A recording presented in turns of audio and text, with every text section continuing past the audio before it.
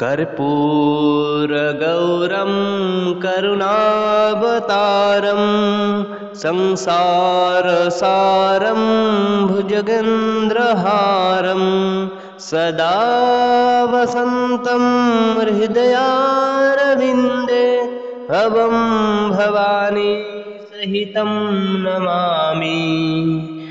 मङ्गलं भगवान् विष्णुः मङ्गलं गरुडध्वजः मङ्गलं पुण्डरीकाक्ष मङ्गलं तनहरिः।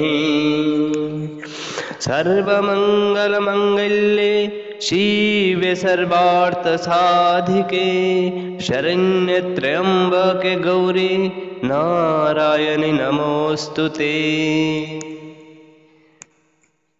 तमेव माता च पिता तमेव बन्धुश्च सखा तमेव विद्या द्रविणं